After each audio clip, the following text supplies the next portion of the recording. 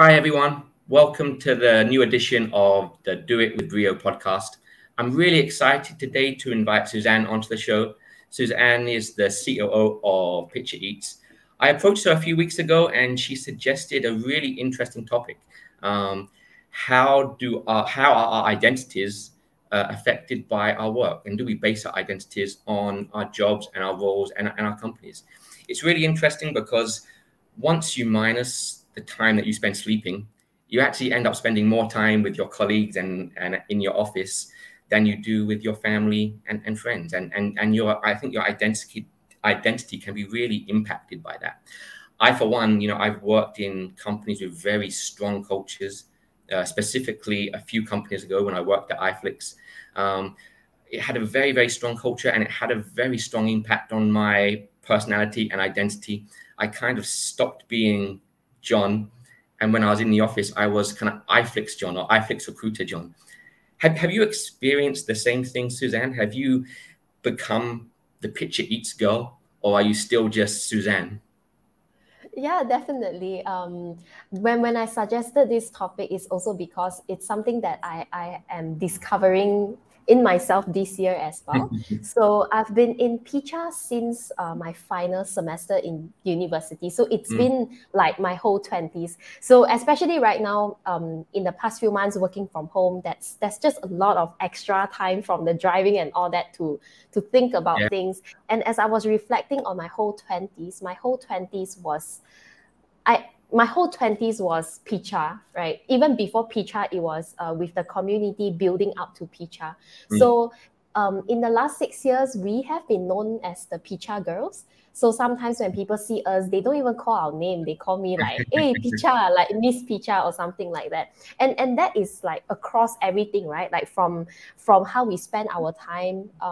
Again, because of working from home, I managed to have a bit of personal time. But before that, just really looking back in the past 6 years, I think I don't want to go back there, seriously. Like the way I used to fill out the whole of my life with just Picha, it was very important at the beginning of a business, but I mean, at this stage, a bit in my later 20s, I would want something more balanced. So when I look back, it was really eat, breathe, sleep, work.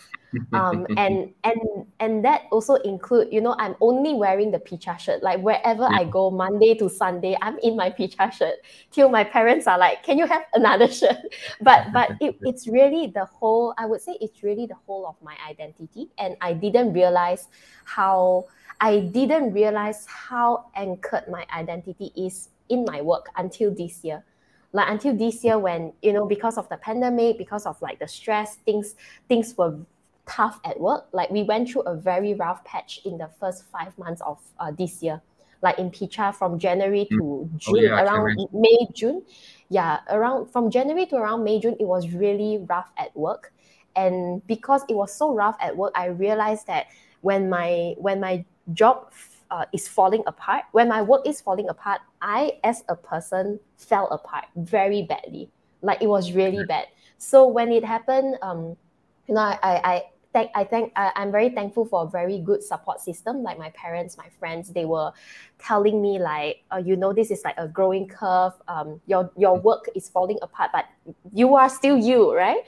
And I think throughout that period of time, I really started thinking and changing my perspective that, for example, if certain things is required of me at work that is really beyond my comfort zone. For example, as a person, I'm in marketing, right, in the past 5 years. So as a person, I am someone who is actually very introverted. I can be extro. I can talk and socialize, but inside I am very introverted.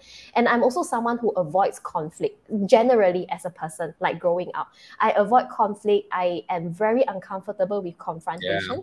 But that is what I need to do at work. Right. So when there are conflicts at work and I need to do it, it's very tough for me. It takes up a lot of energy, but I have to do it. So when I feel like I'm not doing that well, for example, so this is exactly what happened this year. So exactly what happened this year is I'm handling a few like conflicts at work, and I think I did a really shitty job. I think I really didn't do well, and it eats me up so much that it eats me up so much that I'm like, oh, I'm so terrible. I'm a terrible person. I can't make peace between people. Like I'm terrible. And when it eats me up so much, I just like woke up and tell myself, you know what? I have to draw a very healthy boundary that yes, I am not a good conflict manager. I'm not a good conflict manager now, but I can grow. But I have to remind myself, I'm still a good friend. I'm still a good daughter, right? I'm still a good co-founder to have, for example. So I have to. It's. You have to be very conscious and like. For me, I had to keep telling myself, you know, this is because I was also thinking in a way where, for example, if I pass away, because this whole pandemic, we see so many people just passing away. So I was thinking when I pass away, people don't go to my funeral and like, Suzanne was a great conflict manager. They don't say that. They say Suzanne was there when I needed her. Suzanne was a good friend, right? So when all this perspective came about, I'm like, you know what? Work made out such a huge part of my identity. In fact, I would say the whole of my identity, like 100%. So every single thing that happened at work makes me feel things personally, like, oh, I'm not such a great person, but my friends say I'm a great person. So you get what I mean? So yeah. So I think sometimes it takes a shock or something different happening to make you realize these things. And I think the pandemic has done it to a lot of people, but also there's other events that just sometimes just wake you up and make you realize or make you confront certain things. But obviously I'm very familiar with PichaEats and yourself. I think in many companies I've worked for, we've used PichaEats, and I guess I didn't even think about it until now. But I guess I'm guessing a lot of your customers and revenue comes from corporate events and office events. So I imagine it is a tough time for you guys. But for those of our audience that aren't so familiar with you, are you okay to give a quick kind of background about PichaEats and what you guys are doing? Sure. So I'm one of the co-founders at PichaEats. What we do is we run a food business where we have buffet catering. Used to be for corporates. Right now, waiting for it to come back. We also do food deliveries for family celebrations at home. We have frozen meal subscription called Ling, where you can just reheat your food and eat it anytime. So basically, we are a food business, but all of our chefs are actually refugees from different countries like Syria, Gaza, Pakistan, Iraq, and so on, who are currently seeking for refuge here in Malaysia. So this is something that has been started in 2016, where we realized that refugees in Malaysia struggle so much financially, and we are like, Malaysians love food, right? So why not we get them to cook their meals, and then we try to sell it for them and help them earn an income from there. So it's been around for 6 years. So it's been great. Like, even though I realized that I eat, sleep, I eat, sleep, breathe Picha. I really think it is worth it. It's just a different season in life where I find more balance. But I think the last 6 years that I have poured in my entire life to this and to bring Picha to a more stable stage right now, it is really worth it. And to create something that in the beginning people told us is impossible. Like when we first started, I was only 23. People were telling us, you guys are too young. You guys are 3 young girls trying to, do this thing that no one has done it before. Just don't do it. Like it won't happen. Why would people buy food from refugees? You will get attacked for helping refugees. There's all these like naysayers going around. But I really think that to be able to build a brand of where we are right now, it was really worth that 100%, no, 500% commitment. And I think there's a big difference when you work for a normal company and you kind of base your identity around that company. That's one thing. But when you're working for a company that does have a very worthy cause, it's based and creating an identity around that is slightly different to the first one. But also, I think everyone creates different identities, right, and different personalities. I think everyone can kind of think, well, I act this way with my parents, I act this way with my friends, I act this way with my colleagues. But even with some friends, right, I've got friends who are very strong personalities and strong leaders, and when I'm with them, I kind of take a more submissive kind of identity. But then I've got other friends who are quite quiet and introverted, and in that case, I take the kind of leadership role and the extrovert role, and I've got, with different friends, I have different identities. But then I've got my work identity as well. But do you think there's a difference between these identities that we adopt for our social life and just to make our social life more easy, and those identities that we adopt for work life, which are essentially there to help us do better in our careers, help us get forward? It's kind of not quite the same as the social identities that we have. Yeah. I think generally, definitely we have to adapt for different social settings. It is very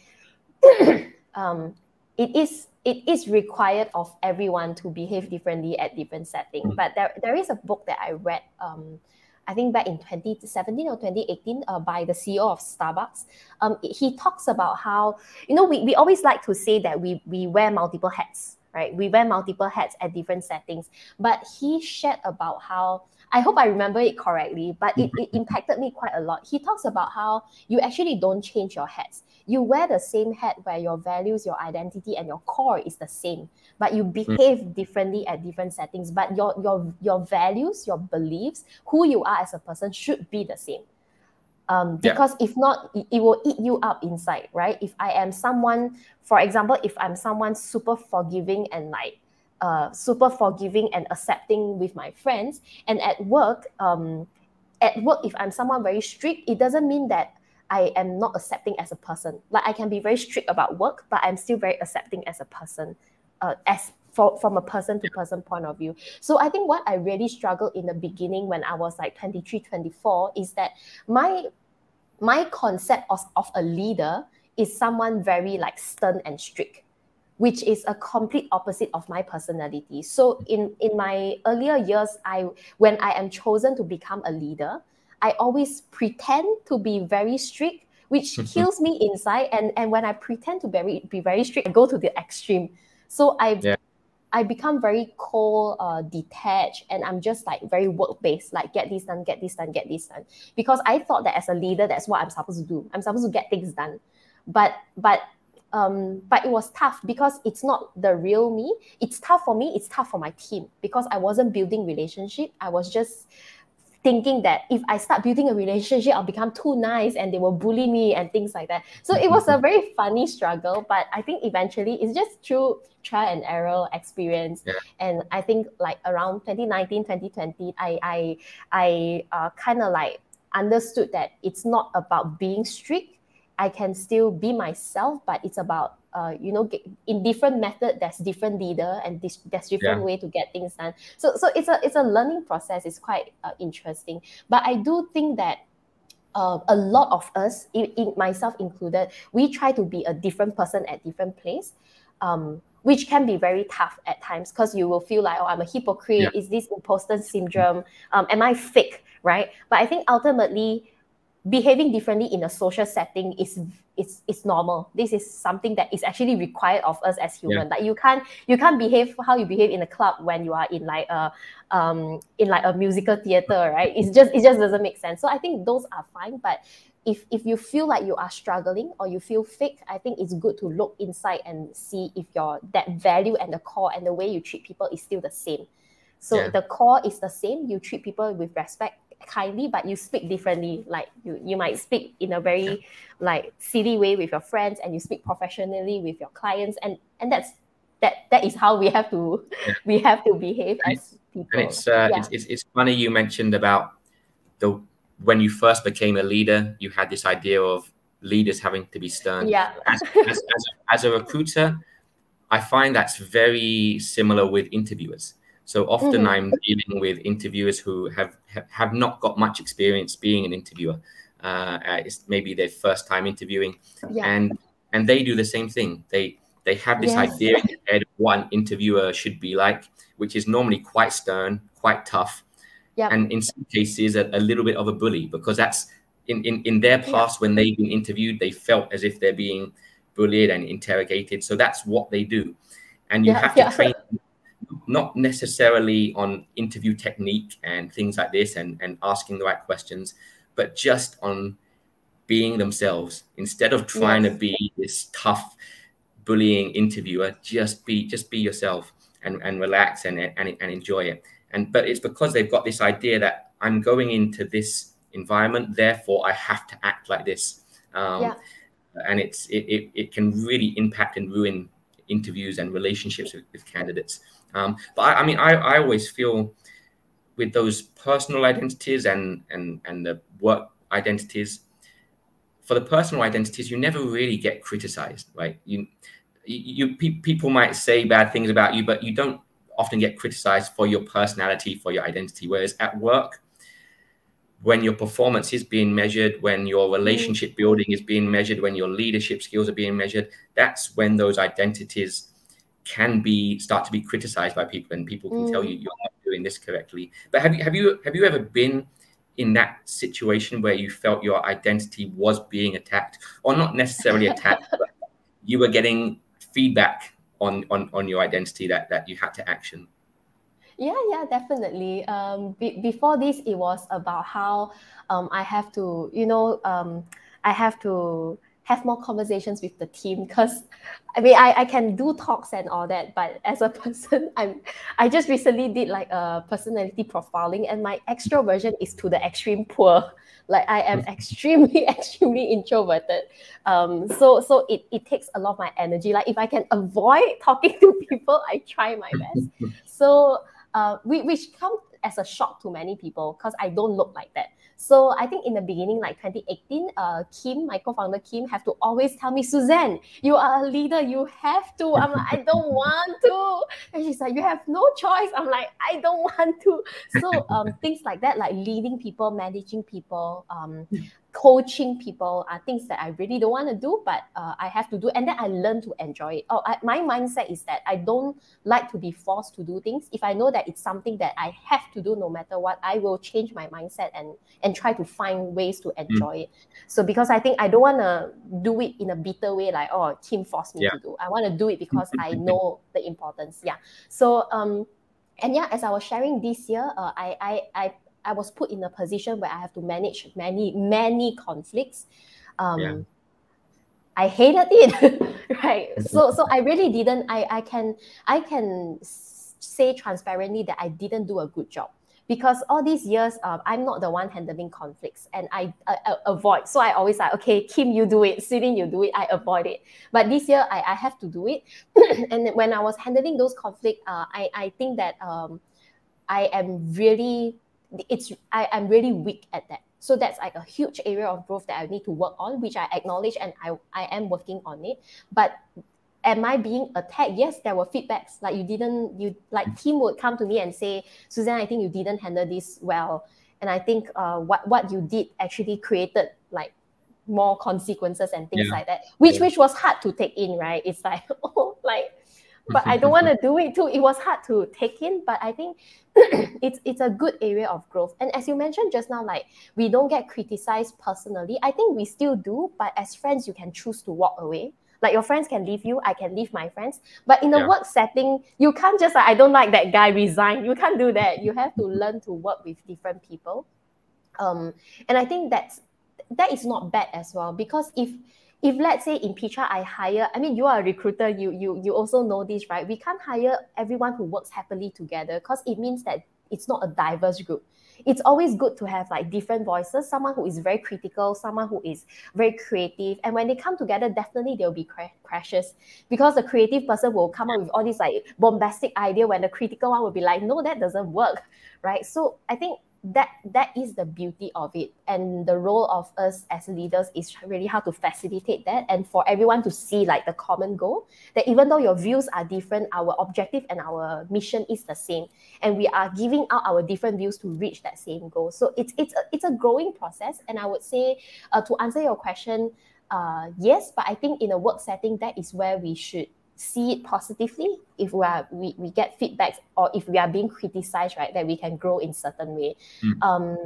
Which is what I mentioned about the healthy boundary between work and your identity. So for example, someone come to me and say, you are really terrible in managing conflict. I have to compartmentalize that as, I am bad in managing conflict, full stop. I am not bad as a person. So I have to keep reminding myself, then, okay, I'm bad in managing conflict. Okay, I'll work on this. So I watch TED Talks, YouTube video, read books, work on managing conflicts. And then it becomes part of my skill. And then something else will come along the way, right? Maybe next year someone will come to me and like, you are really terrible in like doing finance, for example. Because I mean, I can't do everything. So Yeah. So basically that's my thought around it. And it's quite interesting because I've been in companies where I didn't naturally fit in. Actually, maybe not companies, maybe roles. I like yourself. I'm naturally introverted. I'm very introverted in my early 20s. You know, I couldn't talk to people. I stuttered and my hands would tremble when I talked to people. And at some point, I realized that my career was going to go nowhere, and so I knew I had to change myself. Yeah. And that's when I started forcing myself into more uncomfortable situations and situations out of my comfort zone, even just taking a sales job just because I wanted to push myself to talk to people and things like this. And everything evolved from there, and I got into recruitment. But I still find it's not natural, as I think you've mentioned yourself. When I'm talking to people all day long, I need to spend that time to shut off. It drives my wife crazy. Sometimes I just have to say, sorry, I need to go in the bedroom, shut the door, and not talk to anybody, because I that's my natural state. And often I find that I've got this created identity for work, this extrovert identity, this kind of recruiter / talent acquisition identity. But keeping up that identity can be more exhausting than the actual job itself. And most people have tough jobs anyway. So when you also have to exert so much effort into just keeping up a certain identity, it can be doubly exhausting. But has that been your experience as well? Have you found that sometimes keeping up a certain identity is more exhausting than the actual job itself? Yeah, definitely. Especially before the pandemic, I think like 2018, 2019, because in the sales and marketing role that I was holding, I'm always out talking to people. So like I'll be in a corporate pitchings, building relationship, that I have to go back to my car and like breathe. And then like at night you go for networking events. So I remember, you know, we networking events pre-pandemic, we'll always have a drink in our hand and we will go around talking to people. And I always have to go to the washroom to just like take a breather. Then I come out again. But I think those are, but I think one thing to be very clear about is that even though we are made up, even though we have certain like personality and characteristic, right? Like for example, both of us are introverts, but it doesn't mean that we don't enjoy socializing, right? We still enjoy socializing, but we just need more time to recharge.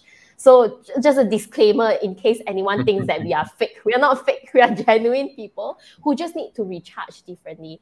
And I think one very important thing is when we know our personality, like how our personality is like, I think it's a very good reminder to ourselves that to not take that as an excuse. Like, oh, I don't want to go to social events because I am an introvert. That is not acceptable for me.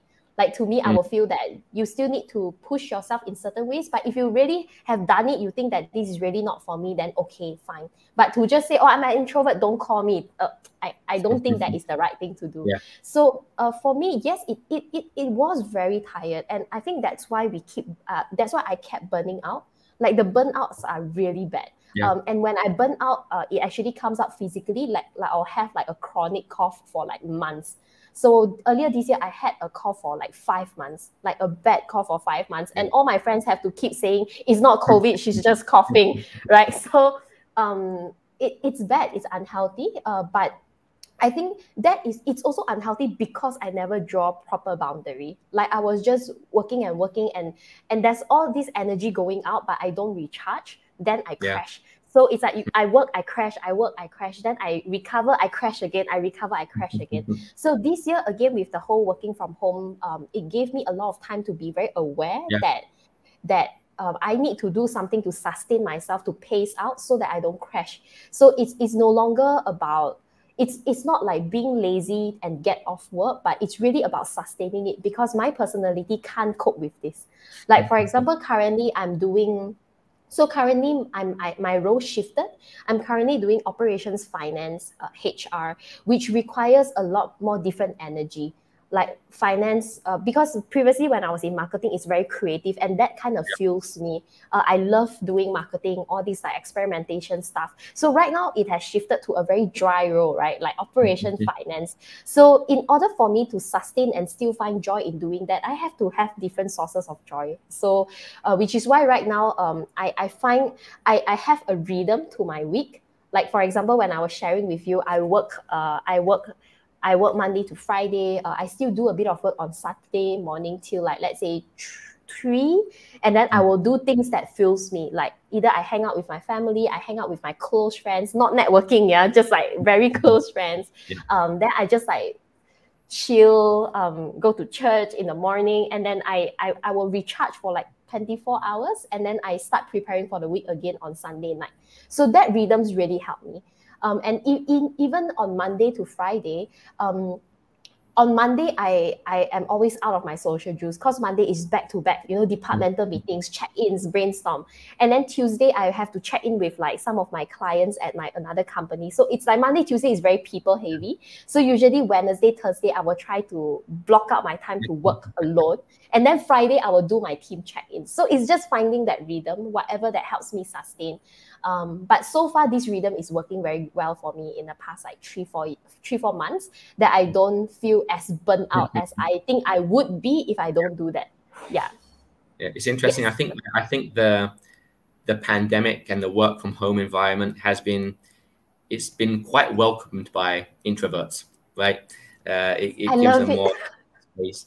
But I mean, since I moved to Malaysia, I mean, I've been in Malaysia almost 12 years. But I always find lunch very difficult, because lunch is not the time when I would go and find a spot by myself and have my alone time to recharge myself for the afternoon. But in Malaysia, lunch is such an important cultural gathering. It's so important, and people feel really insulted if you sit by yourself and don't engage. I've kind of struggled with that a little bit. But it's interesting what you said about introverts not using the fact that they are introverted as an excuse. Because I'm a recruiter, but I spend a lot of time giving talks and just generally giving advice about job hunting. And there's kind of some traditional advice that you hear and that you sometimes give people about finding companies that have a similar values and ethics to yourself. These are companies where you don't have to really change yourself. You can just fit in, and you get that balance. And it's very traditional kind of career advice, and it's good advice as well. But on the other hand, you also get this other advice, which is to push yourself to the limit, go outside of your comfort zone, try things which you know are going to push yourself out of your comfort zone. And sometimes, and that's good advice too, but sometimes these two different good advice, it kind of conflicts. One is saying, go to companies where you know that you're fit in, and they share certain values and behaviors and things like that. The other is saying, go outside of your comfort zone and push and make yourself uncomfortable, and you'll get a reward from it. And I think that's the good advice, but now I put them together, it's hard to think which one is the best, and how do you get balance from it. But understand.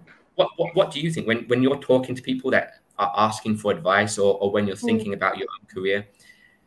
How do you find a balance between those two differences?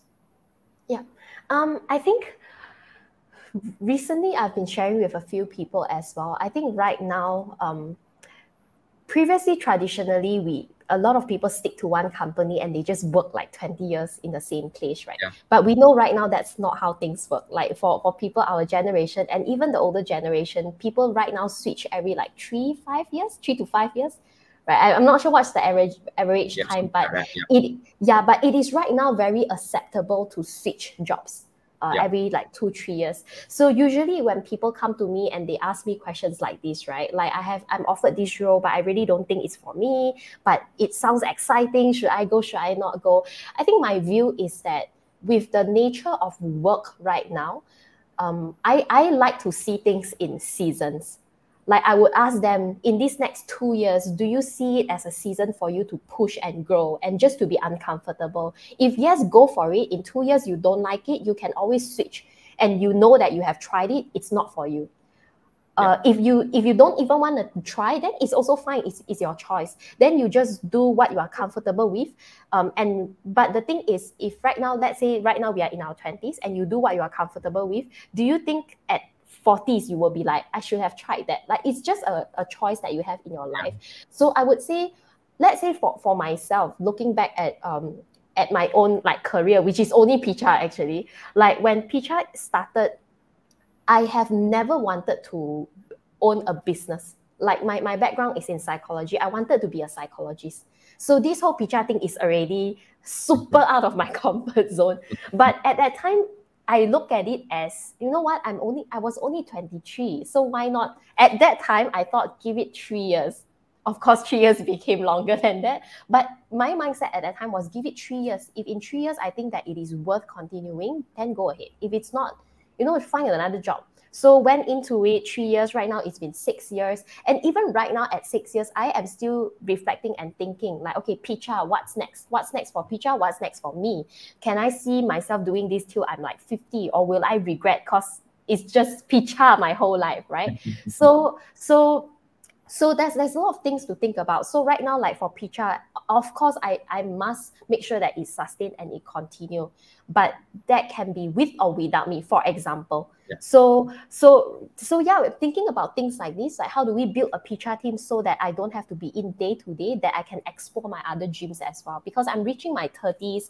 Will I regret if I just do Picha for the rest of my life? I think I will, right? Like I will. That's like my one and only job since I graduated. So right now, I'm also in the midst of thinking, okay, how do I build a team? What's next? What's my role? How do I set up different things so that I can also explore the other dreams that I have buried when I started Picha, which is a lot. I have a lot of things that I really want to do that I'm very excited about, but it's just being kept in this box because I live, breathe, eat 200% Picha, right? Yeah. So I really think that when we talk about do we go to a company where we fit in perfectly, or do we go to a place where it challenges us? It's really seasons. So let's say early 20s, we explore different things that challenges us. But maybe in your late 30s, you will be like, you know what? I just wanna work. Then you go to somewhere where you perform well and it works best for you. And in terms of just now, as I was mentioning, right, like not taking your personality as an excuse, just to give a disclaimer so that it's not taken out of context.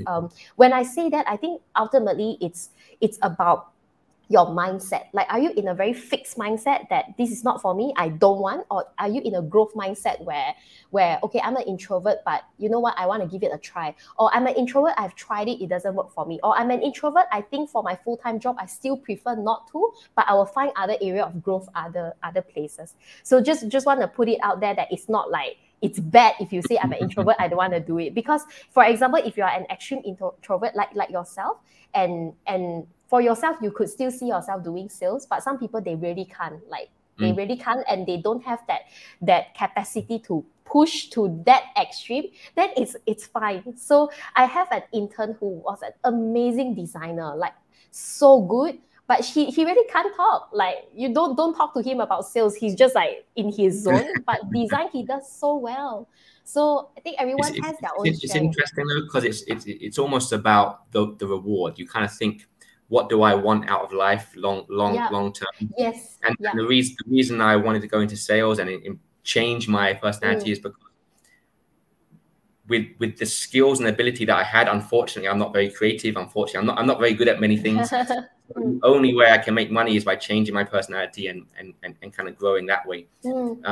But if I had another skill, a creative skill, a graphic design skill, a coding skill that I could make money from, then I probably wouldn't have done it. Right? I would have stayed that kind of introvert. So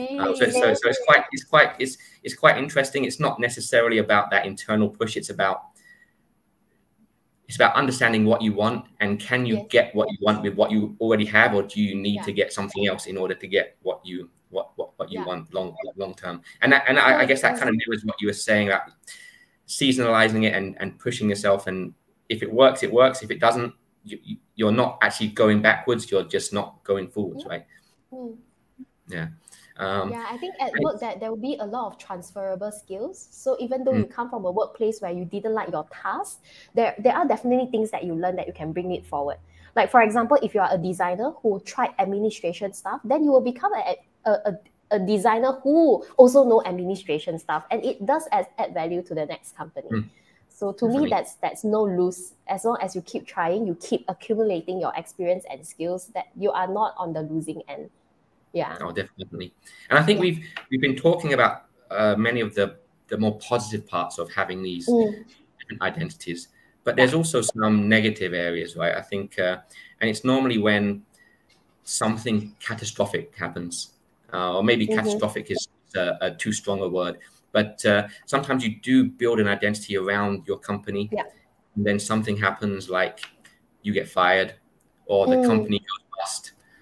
Or even you just get a really bad performance review when you think you were doing really well. These things which suddenly completely and abruptly just attack that identity that you've built. And I've been there in a company which one day just decided to fire 150 odd people, having already built a culture of empowerment and family and things like that. And suddenly I just felt that whole culture and that whole part of my identity had been ripped apart. And I did feel quite lost for quite a few days before it kind of I kind of thought about it some more. But do you think that's a big danger? Do you think that's something that people should really think about, and look inside themselves and kind of understand how much of my personality or identity I am basing on my company? And should I be careful about this? Is this dangerous, or should I continue doing it? I see. I think to answer this question, I think it's very hard to realize how much your identity is anchored in your work until something like that happened. Like you went through it, I went through it. But I think it's today, this sharing, I hope this sharing make you realize that it is okay. It is normal. You are not alone. We went through that. And I hope that whoever's listening to this, if one day you find yourself in that position where you think that your life and your personality is falling apart because your work falls apart, know that you are not alone. Know that it is not a weird thing to happen, and know that you can come out of it. I have had so many friends who quit their job because of the stress, and they just they are so lost. Like, who am I right now? Who am I right now aside of an auditor? Who am I right now out of a consultant? Who am I right now that I'm not like this researcher anymore? It's very normal. Because even when we introduce ourselves, that's what we do as well. Hi, I'm Suzanne. I'm from an F&B business, right? We don't go like, hi, I'm Suzanne. I'm like a daughter of, like work is such a key part of our identity. But I think it also makes sense because work is where we spend the most of our time at. So what we do at work kind of tell who we are as a person in some way. Like marketing, or you're more creative, finance, or you're more structured, for example. I think it's just been a norm in our life that I think it's good to be sorry. Yeah, I think it's good to be aware, and especially when you feel like your life is just fully work. Again, look at the season. If it's a conscious choice, these 5 years, I want to build my business, go ahead. Like, do that. No, that is not wrong. But if it's a season where family is your priority, then make sure like you are more conscious. But I think ultimately my mindset is really to remember that we don't have forever to live. Our clock is ticking. Like whatever it is, we might go tomorrow, next week. We will never know, right? Life is so uncertain. And I always remind myself that if I am to leave the world tomorrow, will I be okay? Like, will I regret anything? Will I say things like, will I say things like, oh, I haven't spent enough time with my parents. I haven't spent enough time with my friends. I haven't cared about my friends for a long time who really matter to me. So I think with that awareness, you just live more consciously. So right now, I realized that in my past 5 years, I hope none of my friends is listening to this, but in my past 5 years, I was such a terrible friend. Like really, like I don't initiate any meetup. I don't ask them how are they. They always ask me how am I, because I'm always like stressed and busy, right? And I didn't feel bad about it because I was so busy. Like I was so busy. Sorry, I can't make it for drinks. I can't make it for dinner. I can't make it for mama. I was so busy, and it was and this year when I had personal issues, when my identity fell apart, they were there, and I'm like, I am so terrible. Like I wasn't there for them, but they are here for me. Yeah, they were really there. Like they would check on me, they called me, we went out, they listened to me, they were there, like really there.